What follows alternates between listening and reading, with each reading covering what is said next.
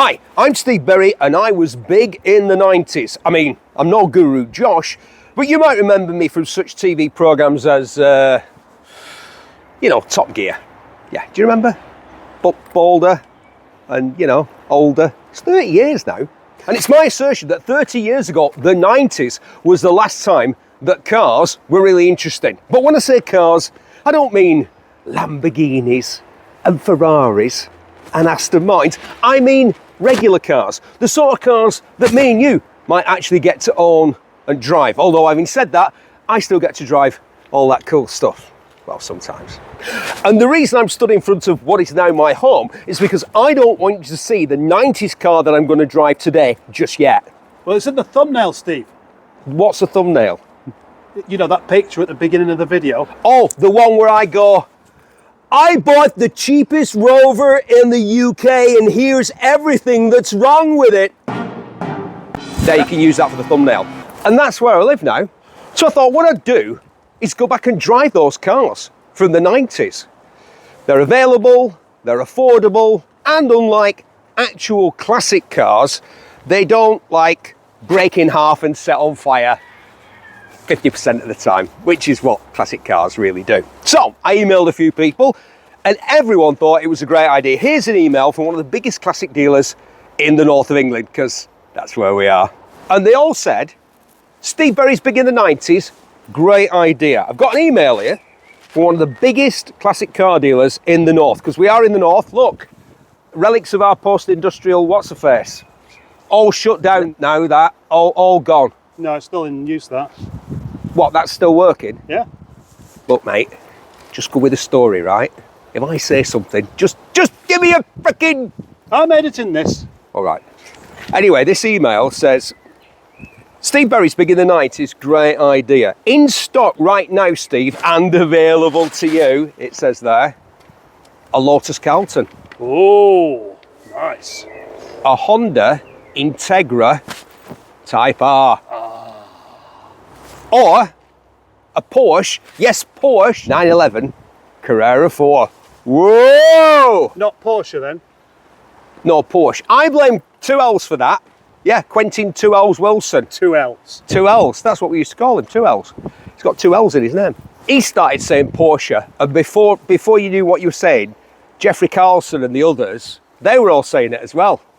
And so, having been offered those fantastic 90s cars, what I've decided to kick off with is this. It's a Rover. It's a Rover 416 SLI Tourer. And it's more exclusive than any of those 3 cars that I've just mentioned. Oh yeah. Prove it. Well. But first, I've got to get changed out of this gear. What, the unemployed mime artist? No, that's where I got to get changed out of this gear or you don't say anything. And I go, this is where... You don't want to mention the unemployed mime artist? This is where we do the gag. Right. You know, I say, yeah, I've got to get changed out of this gear. Yeah. Because this is the wrong look. And you say, what? Unemployed mime artist? And I say, well, I was trying for semi-retired rock star. Yeah. Anyway, whatever, right? It's the wrong look, so I'm going to go and get changed. Back in a second.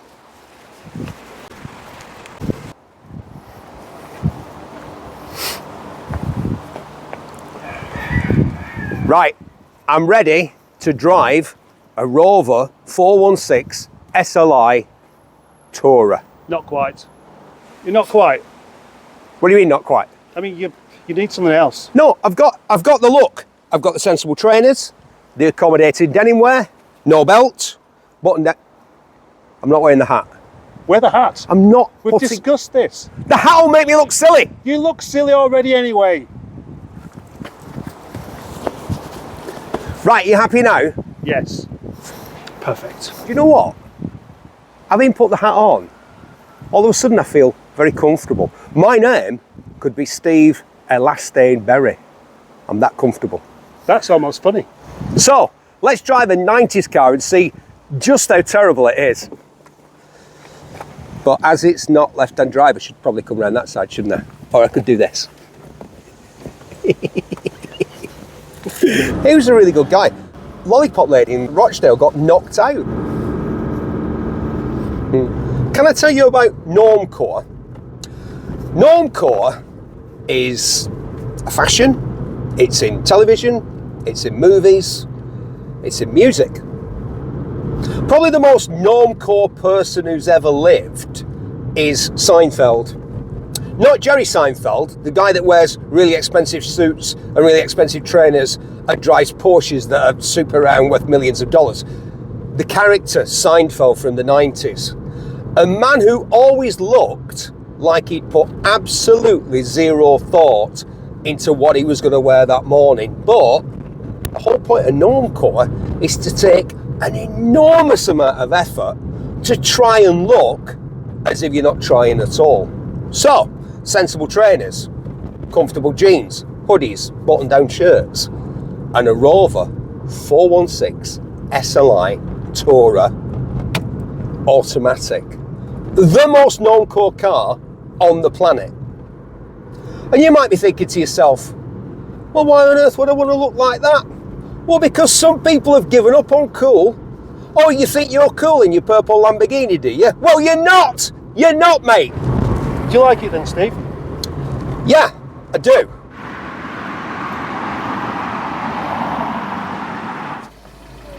Do you know what this car is? I'll tell you what it is. It's understatedly handsome. Like Hugh Laurie. Yeah, he's understatedly handsome and British. And there's a reason for that, because this car was designed by the bloke that did the McLaren F1, which is the greatest car in the history of the world, and of course, from the 90s.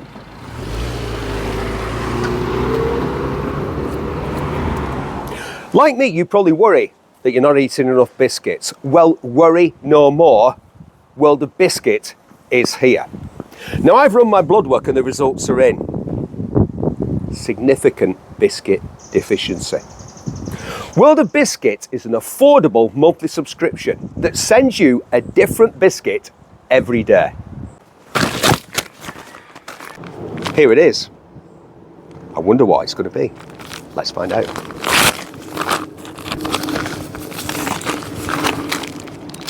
Oh, it's a macaroon, individually wrapped.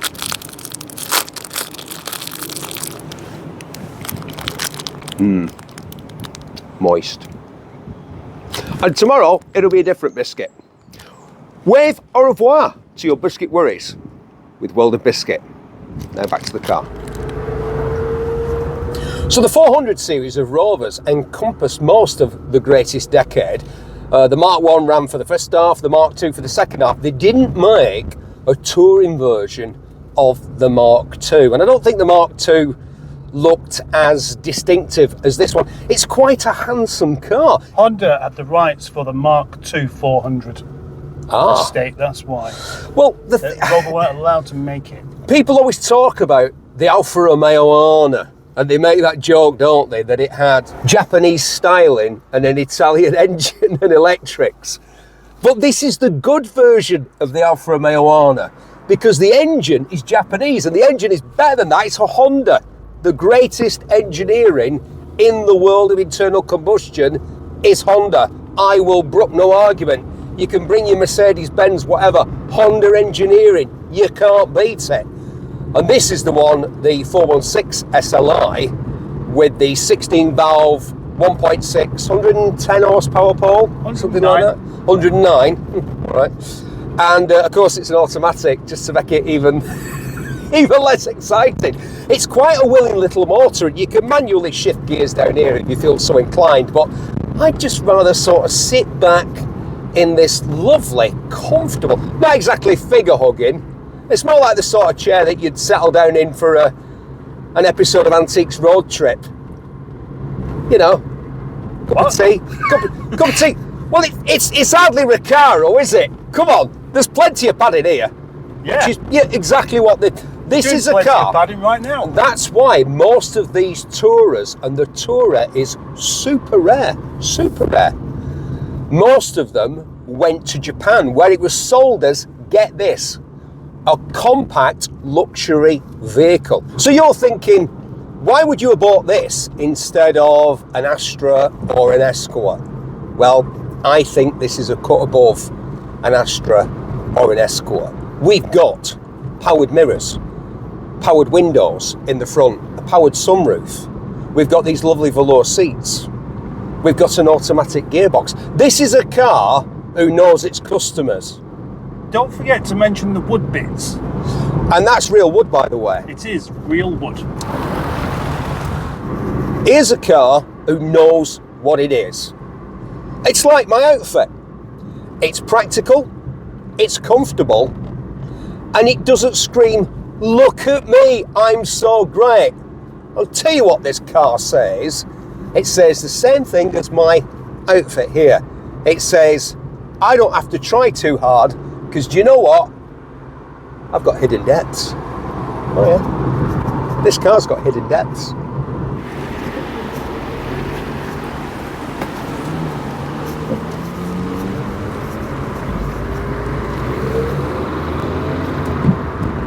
Yeah. Some cars have a very sort of mixed up idea of what they are. They have like a super powerful engine, but they're also ridiculously heavy, and so they're not that much fun to drive because you just feel as though you're in charge of this really fast tank. In this car, the interior is like the exterior. The engine characteristics, the driving characteristics are like the styling. It's all very moderate. It's very average. Do you know what? It's not, it's above average. Some people would put this in with an Astra or an Escort from the same era, and I think that's a big mistake. And do you know what I'm going to do? I'm going to put it in with a Mercedes or a BMW, both of which were better than this, but That's big talk. it's true. I mean, if you're thinking, was this the equivalent? I'll tell you what I had a 525 TDS BMW. So I had the turbo diesel 5 Series, the E34 5 Series with the twin sunroofs wagon, and it was way ahead of this car. But the purchase price back then, mine was a 94, so very much contemporary with this little car. That BMW was a better car, but that BMW, that E34 wagon is an iconic car now, and prices are starting to reflect that. People are realising just how good it was. People are using that term, aren't they? Peak BMW, the E38, the E34. They were the most BMWs. And look at BMW now, yeah. Yeah, but this isn't a BMW. Do you know what? This car has got build quality, and my old boss, John Bentley, yes, that John Bentley, the guy off the Gadget Show, yes, haha, John Bentley here, haha, yes, that John Bentley, my boss wouldn't allow anybody to use the term build quality on Top Gear back in the day, because as he correctly pointed out, you can't assess build quality until the car has had use, many miles and many years of use. This car is almost 30 years old, so it's too old to be Leonardo DiCaprio's girlfriend. But I would, even though he's like virtually the same age. Look at Brian Ferry, do you see him the other day? The dirty dog, 28-year-old. I think she was 24 and he's 75, so she's literally less than a third of his age. And there were some people complaining about it, and I thought, yeah, like you wouldn't if you got the chance. Is this still a car review? Well, yeah, but it's a 90s car review. And so what I was going to say was, here's a car, this car's for sale, very reasonable, £1,800. And it's in great condition. It needs a little bit of work, but everything works on it. Everything works on it. The sunroof doesn't leak. It's almost 30 years old. It's too old to be Leonardo DiCaprio's girlfriend. I'm going to do that gag again. There it is. Oh, I should have gone in there, shouldn't I? Yeah. So when I started doing this, I thought the reason to do it and to talk about 90s cars was to say, hey, if you want a cheap classic. But here's the thing, 90s cars are the youngest cars that you can A, get on classic insurance, and B, drive as a daily. This car will start, will drive, it's got ABS, it's got electric windows, it works, it's got an airbag for goodness sake. It's an old car, but a modern car at the same time. So you could daily this car. I would happily daily this car as long as I didn't have to spend more than about, what do we reckon, 25 minutes in it. After that, it gets a bit... Oi. You start feeling like sort of a lie down and a Werther's original. After Well, it's an estate car. Did you enjoy that? Yeah, I did actually. Well, so did I. I really think it's time to reassess 90s cars, don't you? Well, that's what we're doing. So, if you want us to reassess your 90s car, then get in touch in the comments below. Although, it would help if they lived around here, wouldn't it? Quite a bit, actually, yeah. Yeah, because if you've got an interesting car and you're in, like, think of somewhere far away in the United Kingdom. Oh, does it have to be the United Kingdom? Well, I mean, yeah, kind of. Not really. It depends. Ashford, Kent. If a Russian oligarch rings us up and says, I want you to come and... Actually, Russia's probably not the place to go at the moment, is it? Ashford in Kent. Okay, or Bodmin. Right, okay. So when I look at cars on Facebook Marketplace, which is a den of madness and iniquity, isn't it? It really is. When I look at cars on there and think, ooh, I fancy that, and I look where it is, it's always somewhere mental, like Bodmin or Yeah, so that's, the Shetland Islands. that's too far away. So ideally, we want you to come to us, Yeah, or at least close enough. right. If you can get to where you are from central Manchester for £2 on one of the Burnham buses. So what we're saying is this. It depends how interested we are in your car, and we're contrary, aren't we? Because if you rang up and said, oh, I've got a McLaren F1, we'd probably say, where do you live? And if you said Alice Springs, Australia, we'd probably turn up, wouldn't we? Would we? No, we wouldn't. I don't think we would. But if you had a Subaru SVX, go on, think of your dream 90s, wacky, never seen one of those before, read about them in books, never seen one car. Well, for me, it would actually be a Rover. A Rover. A Rover 420 GSI Turbo. Was there a 420 GSI Turbo S? Not that I know of. I think there was. Just plural. See, people in the comments already are going, Mr. Paul Roverman, I think you'll find that there was. The Rover Sport. So That's what it was. That's your dream car? No, I prefer it without the kit. What a sad man. I was going to, what was I? Right, I'll tell you what I'd absolutely love to get my hands on. A Ford Probe.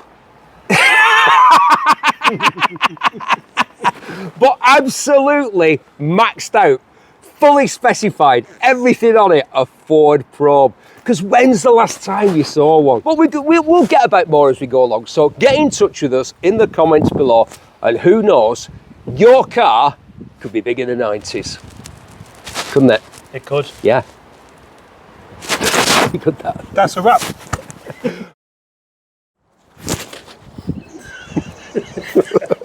Like, just chuck it at me. So, I'm going to damage it.